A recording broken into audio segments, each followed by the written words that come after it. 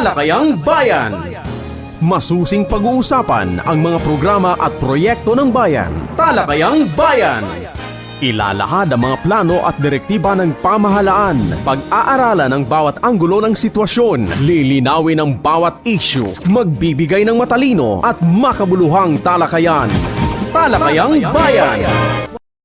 Welcome back muli mga kababayan sa ating programang Impormasyon ng Bayan para Sa lahat, At syempre, nasa ikalawang segment na naman po tayo ng ating programa, ang Talakayang Bayan. And kabakailan po last year, gusto ko lang pong i-share muli sa inyo. and of course, lalo na po sa ating mga panauhin ngayong Umaga.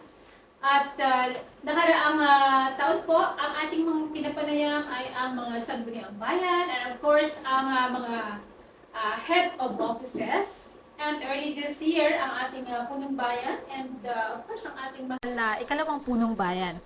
Si Mayor Benedito and of course, si Vice Mayor Mary Jean de Los Angeles Felicia.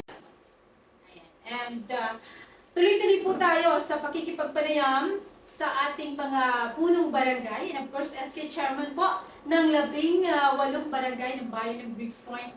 At mapalad po tayo ngayong araw, ngayong umaga. Ngayon po ay araw ng Sabado. Mapalad tayo na makakapanayam natin ang ating panauhin dahil pinaunlakan ng ating imbitasyon. Ano po? Ang ating panauhin, walang iba, of course. Ang talagang matatag, masigasig, and syempre masipag na punong barangay, Kapitan Lizelle B. Bacquiao. Kapitan, magandang umaga po. Magandang umaga.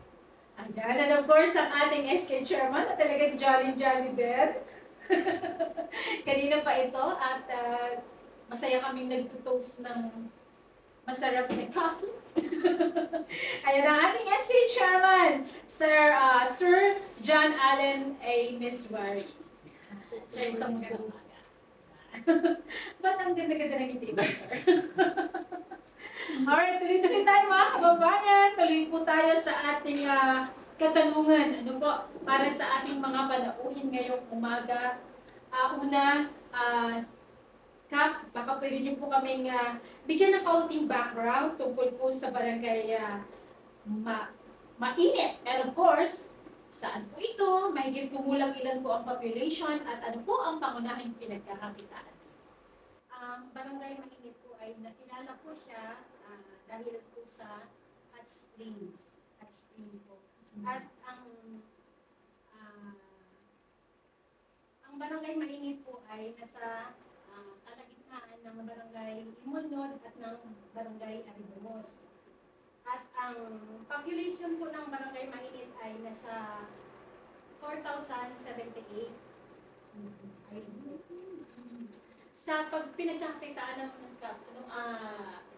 Unang-una po sa mapagkakakitaan ay number 1 po yung contract. Yung po, yung sa amin. Opo. Mayroon din po, Agriculture talaga. opo. Meron din po mga gulay, prutas, may mga durian po kami. Ayan, totoo yan. Dahil ang barangay Mainit, mga kababayan, ay isa rin sa pinagmamalaki ng bayan ng Briggs Point pagdating po sa mga agricultural crops, of course. Syempre, napakataba po ng lupa dyan. Ano po? SK, baka po may maidagdag kayo. Yun nga po nang sabi ni Kaso, more on agriculture po kami. Then, nagiging produkto na din po, nagiging nakakasabay na po siya sa ibang barangay pagdating po doon sa paggugulay po. No?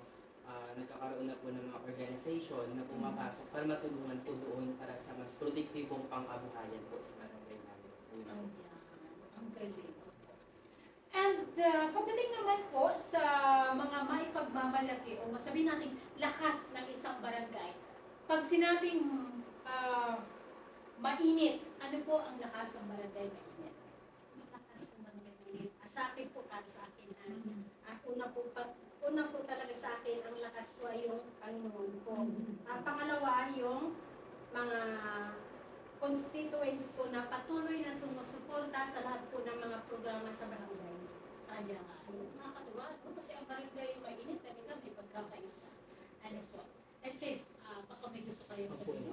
Isa po sa lakas, no, nung dumaan yung pandemic, pagkakaroon namin ng produktibong pagkukunan ng kabuhayan. So, hindi po kami nahirapan doon sa pagkain po. Then, pangalawa po, yung mapayapang kapaligiran namin po sa barangay. Yun po yung isa sa mga lakas po na nakikita ko sa ngayon. At simula ng pandemic hanggang sa ngayon po sa barangay natin. Tama. Agree ako doon. Kasi before nung magkaroon ng pandemic, ng malawakang pagbaha, ang barangay mainit, kahit na sabihin na kulong ng baha, pagdating sa pagkain ay nasusustain nito ang kanyang mga population.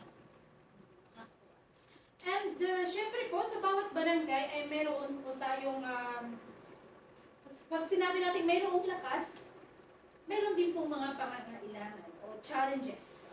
Maaari niyo po bang ibahagi sa amin upang malaman po natin paano po, para malaman natin paano makatulong ang mga mamamayan ng Brooks Point and of course, especially yung mamamayan po ng ating barangay, ng barangay.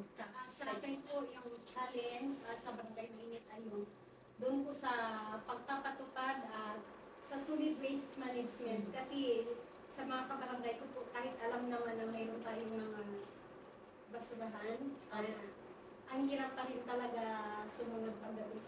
Diyan po ako na-challenge ngayon sa segregation. At kung paano ko maituturo doon sa mga constituents natin sa barangay. Ayan, opo. Yung Republic Act 9003. Opo. Kayo naman, SK, regarding sa mga kabataan. Sa kabataan po siguro yung pinaka-challenge namin is yung out of school year. Medyo mataas po yung out of school year namin. Then therefore po meron din po kami mataas ito pong last January ayon po sa aming barangay midwife na may 3 na po kaming teenage pregnancy. So yun po nakikita ko na lack of education, lack of knowledge about po doon sa mga issue na yun. Yun po yung pinaka-challenge talaga na dapat namin i-priority as a SK official po. Ayan po. Lalo na especially, yung inyong barangay, talagang malawak po yung mga kabundukan. Marami tayo kababayan po sa itaas. Mostly half ng sitio namin is nasa Isa rin yung pwedeng maituloy ng challenges. At saka, tama ka. Pagdating sa pagpapatupad ng 9003, hindi biro yun kasi medyo mabayo pa rin. Of course, especially, itong ating barangay ay talagang, kumbaga, malawak yung lupa na pwede pagkapunan ng basura. Okay, pagdating sa pagpapatupad ng 9003, yung discipline talaga napakahirap na naman ang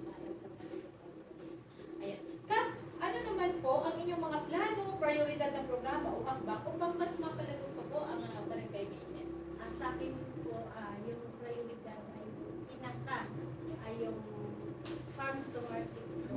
Ayan po talaga yung number 1 sa akin kasi ayan, sa sitio na ang po, hirap na hirap po yung mga teacher, lalo na kapag bumabaha.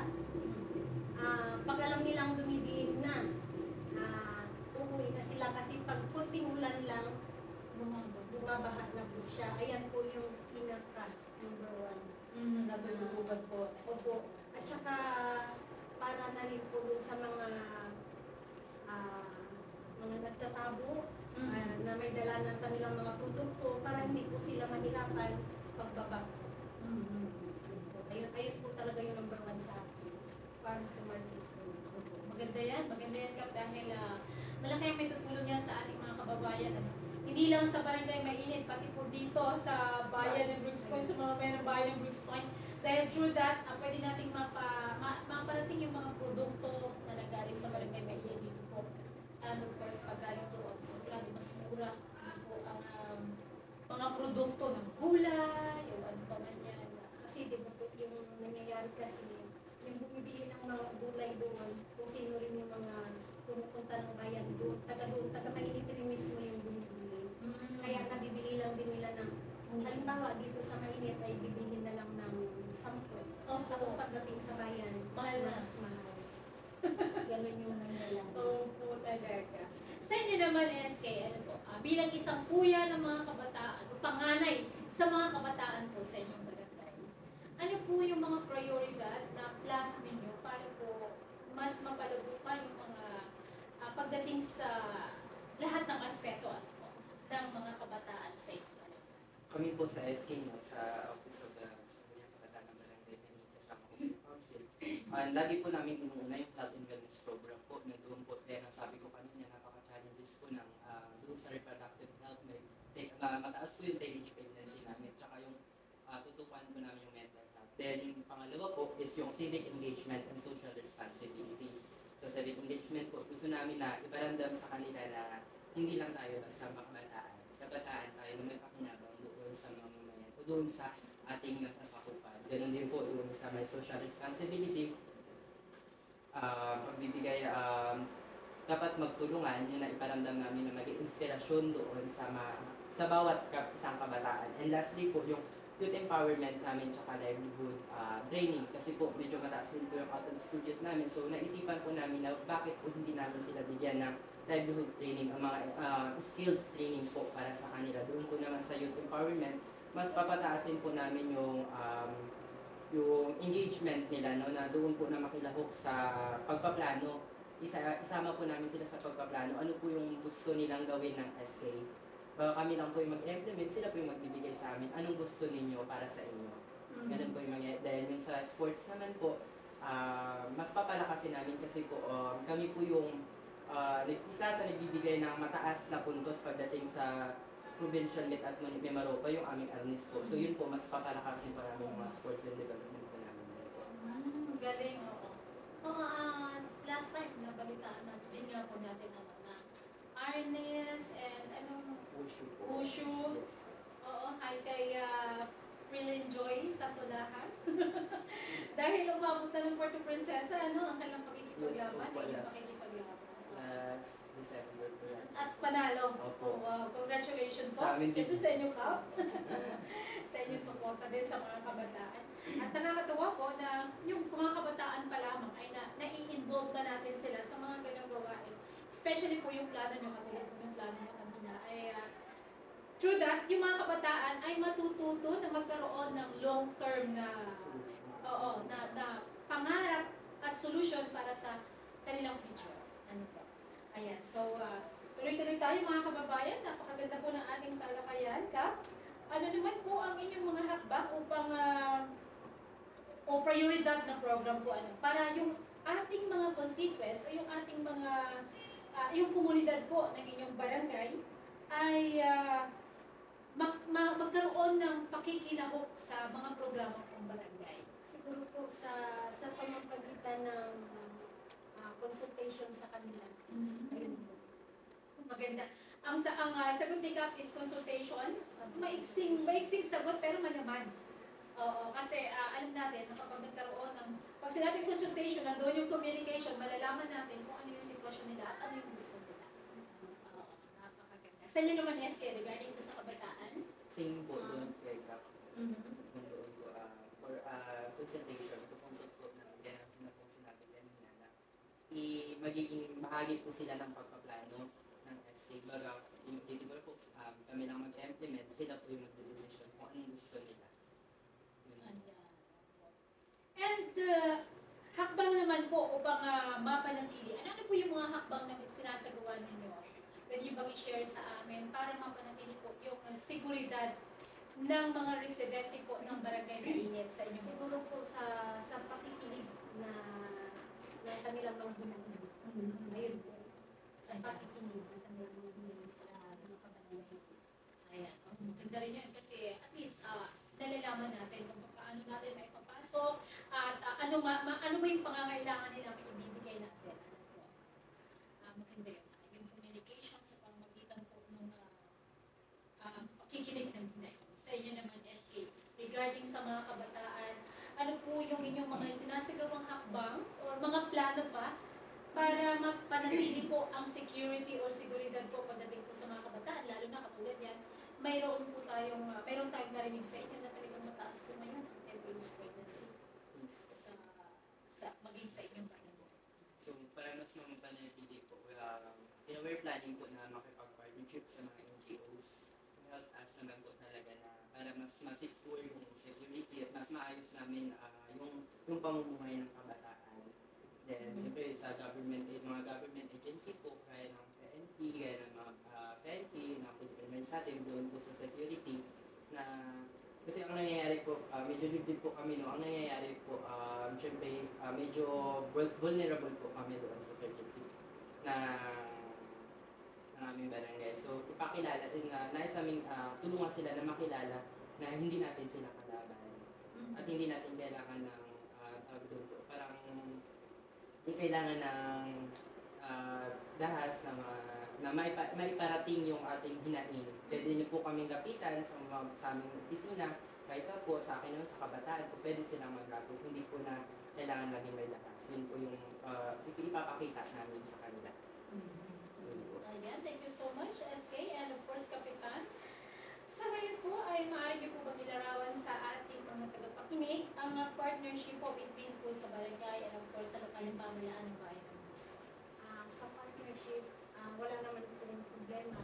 Lahat po ng mga pangangailangan na hinihingi namin sa NGO kay Mayor June, lahat po ng mga solicitation namin ay naibibigay naman po. Kaya nagpapasalamat po ako sa LGU, sa pangunguna po ng ating punong bayan, Mayor June Benigno, ganun din kay Vice Mayor, Attorney Jane Feliciano po. And through that, mga kababayan, nakikita natin na talagang yung pagtutulungan between LGU and of course sa mga kabarangay, ay nariyan po ang suporta from LGU all the way po yung support and of course sa ating barangay. Ayan yung iba nga ang sabi ay talagang lalo ng part of Market Road. Ay actually, regarding that gap ay may mga naka-schedule na rin po yung ating mga vehicles. Opo, ano po? Sa amin po, April 8 hanggang 11 po Ayan. sa Arroyos. Ayan, yan yung pagkakataon na talagang marihab po yung mga daan, and of course, ano pa mga kailangan, tambakan, talagang mag-isa sa alas. SK, regarding po sa kabataan, ano naman po, or paano po, pwede niyo i-share sa amin, ilarawan kung ano po, or kumusta po yung partnership between LGU, of course, and sa kabataan po. Yun po, gaya ko lang sabi niya, hindi po kami nabibigo. Pag lumalapit po kami sa Office of the Mayor, Office of the Vice Mayor, sa mga sangguniang bayan members po natin, nakukuha po namin po yung hinihiling po namin sa kanila. Nabibigay po sa amin na maayos po. Yan. So, nakikita ng ating LGU through Mayor and Vice Mayor na talagang yung mga kabataan ay talagang nasusumigasin din po para sa, dahil nga yung sinasabing ang kabataan ay pag-asa ng bayan. Nakakatuwa naman dahil sa ating mga SK leaders, yung mga kabataan ngayon ay talagang hindi na kapareho noong unang panahon. Ano po, talagang ngayon ay nakikita natin yung pakikialam para po sa pag-unlad ng bayan. And sa paano paraan po natin na ilalapit ang barangay Mainit, sa mga programa po ng LGU GAP. Sa pamamagitan po ng pagtutulong at sa pakikipag-coordinate po. Ayan. And lagi pong may representative or laging mayroong pag may mga program ng LGU, parang lagi po rin nakikita yung barangay Mainit. Laging present talaga. In fact, lagi rin nananalo. Ayun. And of course, sa mga kabataan naman SK, ano po yung mga ginagawa niyong hakbang para mas mailapit yung kabataan pagdating po sa program po ng LGU? So yun po, kaya nasabi niya, coordination at communication po talaga doon sa LGU at sa other agencies po na mailapit yung problema namin at para matulungan po kami or mas makilala kami yun po. Thank you so much, Kapitan and SK. Napakaikli po ng oras. Lapit na po tayong magtapos. Kap, baka po may nais kayong sabihin sa ating mga tagapakinig, tagapanood, and of course, sa mga kabarangay po natin sa Barangay Mainit na sa inyong po ang pagkakataon. Good morning po muli sa inyo lahat and salamat po ma'am sa pag-imbita dito sa aming escape. Ako po ay nagpapasalamat sa lahat po ng ating constituents, ganun din po sa mga kasamahan kong barangay council, sa mga council ko po, nagpapasalamat po ako sa kanila, ganun din kay SK, sa mga kasamahan ng mga kagawad, sa patuloy po na suporta sa lahat po ng mga programa na nangyayari po sa barangay. Ganun din po sa LG nagpapasalamat din po ako sa patuloy na suporta sa Barangay Mainit po. Magandang umaga po. Ayan, thank you so much, Kapitan. And of course, sa ating SK, nasa inyong po pagkakataon para po sa inyong mensahe sa ating So, magandang umaga po ulit. Maraming salamat po sa lahat ng sumasabaybay sa ating programa na ito. So, sa aking pong mga kabataan ng Barangay Mainit, ang lagi ko pong pangako, gagawin po namin lahat para sa kabataan. At magsisimula pa lang po tayo. Mas marami pa tayong pasabog na gagawin programa para sa kabataan ng Barangay Mainit. So, abangan, makipag-cooperate lang kayo at maniwala sa sistema na ibibigay natin. Ayan, thank you so much once again, Kapitan Lizelle Bacquiao, and of course, SK Chairman John Allen, Amy Suarica, thank you so much again sa inyong pagpapaunlak. Ayan mga kababayan, ayan po ang ating mga mahal na panauhin ngayong umaga. Ano po? At napakaganda na mayroon po tayong mga ganitong klaseng talakayan upang malaman po natin kung paano po tayo makiisa at syempre makialam para po sa ikauunlad, hindi lamang ng ating mga sarili, ng ating mga kabarangay, of course, ng bayan ng Brooks Point. Ano po? And abangan po sa pagkalipas lamang ng ilang paalala ay susunod na po ang serbisyong bayan. Talakayang Bayan. Masusing pag-uusapan ang mga programa at proyekto ng bayan. Talakayang Bayan. Ilalahad ang mga plano at direktiba ng pamahalaan. Pag-aaralan ang bawat anggulo ng sitwasyon. Lilinawin ang bawat issue. Magbibigay ng matalino at makabuluhang talakayan. Talakayang Bayan.